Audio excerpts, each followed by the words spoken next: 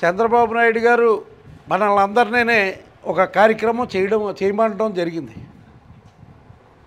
2014 నుంచి 2019 మధ్యన నాకు ఎలాంటి థాట్ ఉన్నా నేను దాన్ని ముందుకు తీసుకెళ్ళలేదు. దాని మూలంగానే మనం ఓటమి చెందామని చెప్పడం జరిగింది.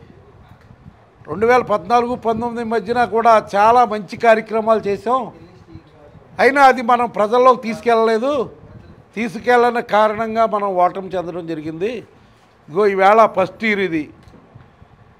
ఈ ఫస్ట్ ఇయర్లో మనం ఫలానా కార్యక్రమాలు చేసామని సుపరిపాలనలో తొలెడుగు ఈ కార్యక్రమంలో భాగంగా మనం ఏమేం చేసామన్నవి కూడా ఇందులో మెన్షన్ చేసి ఇవ్వడం జరిగింది. ఈవేళ మనం డోర్ టు డోర్ ప్రచారానికి వెళ్ళినప్పుడు ఎంత చక్కగా రిసీవ్ చేసుకుంటున్నారంటే చంద్రబాబు నాయుడు గారి పరిపాలన చాలా బాగుందన్న వాళ్ళు 60% దాటి ఉన్నారని చెప్పి ఈ సభాముఖంగా తెలియజేస్తాను. బాగుంది అన్నవాళ్ళు ఆ మిగతా వాళ్ళు బాగోలేదని ఎవరో చెప్పడంలా. అంటే చంద్రబాబు నాయుడు గారి పరిపాలన 100% బాగుంది. కాకపోతే మరి ఇక్కడ కూడా కొన్ని ఇబ్బందులు ఉంటాయి. కొంతమందికి తల్లికి వందనం పడతలేదు, కొంతమందికి గ్యాస్ బండ్ రావట్లేదు, కొంతమందికి ఎలక్ట్రిసిటీ ఎక్కువ వచ్చి కొన్ని పథకాలు రావడం లేదు. అలాగే మా భూమికి సంబంధించి మరి కొన్ని ఇబ్బందులు ఉన్నాయి. ఇలాగా ఎన్నో సమస్యలు ఉంటాయి. రోడ్ల సమస్యలు ఉన్నాయి, డ్రైన్ల సమస్యలు ఉన్నాయి. ఇవి చెప్తున్నారే తప్పితే ప్రభుత్వం మీద ఎక్కడా కూడా నెగిటివ్ అనేది లేదు.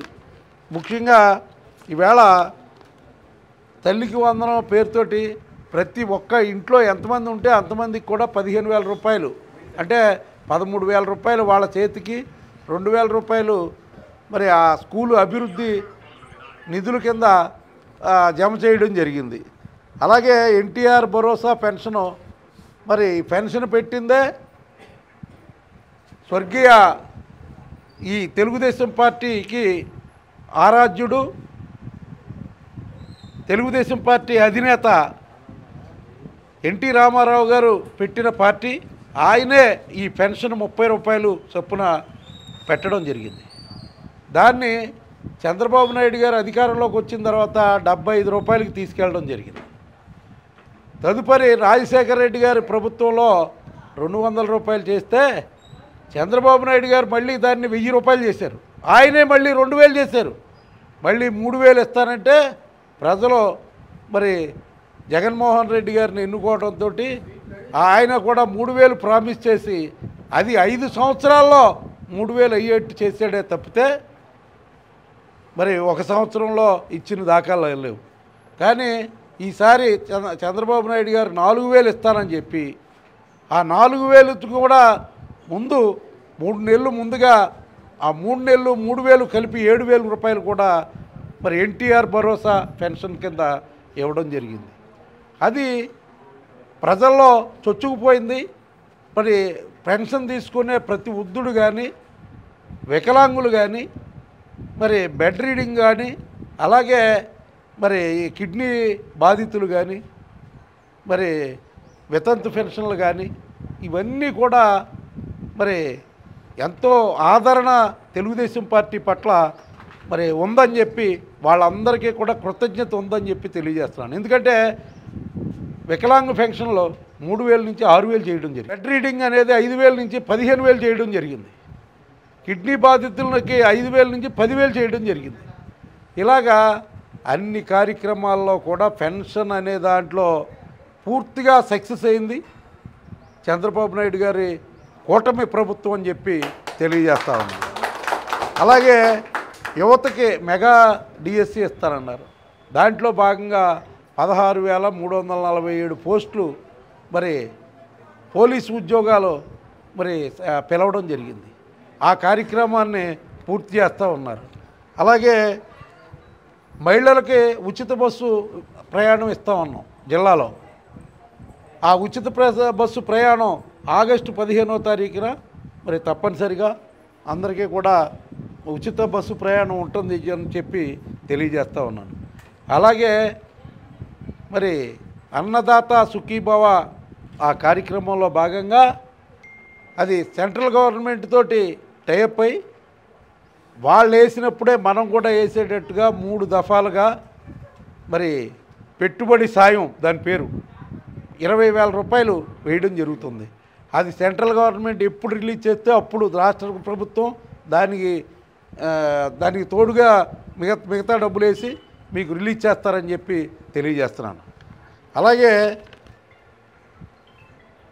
అన్నా క్యాంటీన్లు పునరుద్ధరణ చేశారు. మనం అన్నా క్యాంటీను జగన్మోహన్ రెడ్డి గారి ప్రభుత్వంలో రద్దు చేసేస్తే మనం తాడేపల్లిగూడెం పట్టణంలో మనం చేయలేము, ఏదో ఒకరోజు మనం అన్నా క్యాంటీన్ నడుపుదామని చెప్పి ప్రతి మంగళవారం కూడా అన్నా క్యాంటీన్ని నడిపిన తాడేపల్లిగూడెం నియోజకవర్గం మనం. అది చంద్రబాబు నాయుడు గారు మన పట్టణంలో మొత్తం 204 ఓపెన్ అయితే 175 నియోజకవర్గాల్లో తాడేపల్లిగూడెం పట్టణంలోనే 3 అన్నా క్యాంటీన్లు నెలకొల్పిన పరిస్థితి ఉంది. అది ఇలాంటి మంచి స్కీములు అన్నీ కూడా తీసుకురావడం జరిగింది.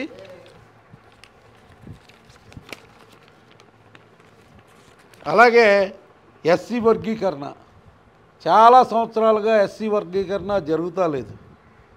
అది ఒకసారి కేంద్ర ప్రభుత్వం ఒప్పుకోలేదని రకరకాలుగా ఉంది.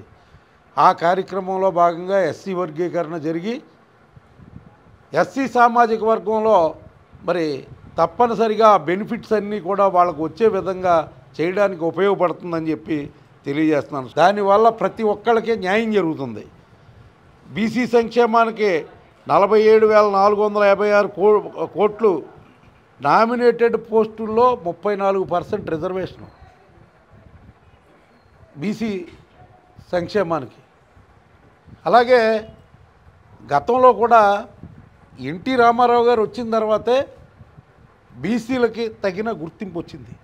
ఎందుకంటే ఆ రాజకీయాల్లో మరి రిజర్వేషన్ అనేది బీసీలకు లేదు. ఆ రోజున మండలాలు చేసినప్పుడు ఎన్టీ రామారావు గారు మరి ఆ కార్యక్రమాన్ని 35% మరి 33%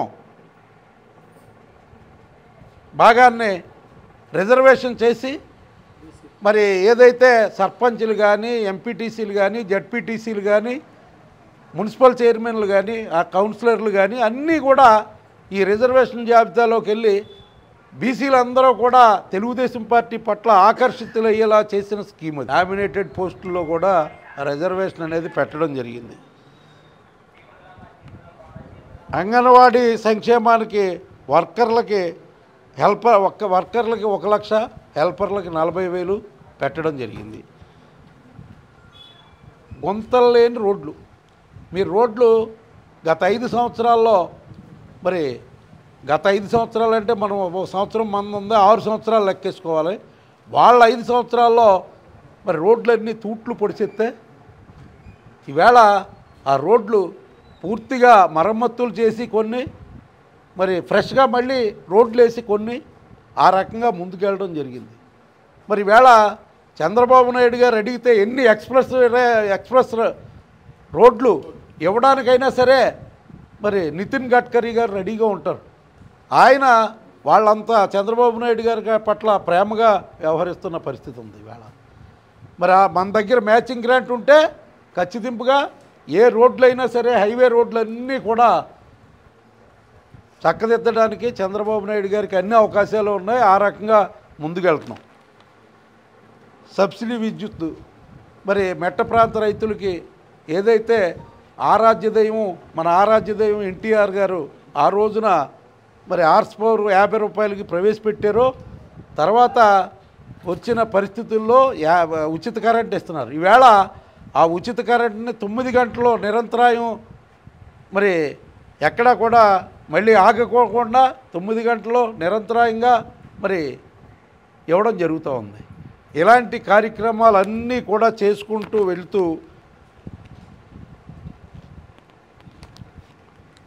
అలాగే గంజాయి డ్రగ్స్ దీని మీద మరి వేళ ఉక్కుపాదం పెట్టారు. 14,000 ఎకరాలు గంజాయి సాగు ఉండేది జగన్మోహన్ రెడ్డి గారి గవర్నమెంట్లో. ఈవేళ ఎక్కడ ఒక్క ఎకరా ఉన్న పరిస్థితి లేదు. ఎందుకంటే యాంటీ స్క్వాడ్లు పెట్టి మరి ప్రతి చోట కూడా ఈ ఈ కార్యక్రమాలన్నీ కూడా ఊచకోత కోసేస్తే దొరికిన వాళ్ళు దొరికినట్టు లోపలేసేస్తే మళ్ళీ ఎక్కడ గంజాయి ఉండే పరిస్థితి లేదు. అయినా అక్కడక్కడ మరి ఇంకా చేస్తూ ఉన్నారు. దాన్ని పోలీసులు కూడా సమర్థవంతంగా తీసుకెళ్తున్నారని ఉంది.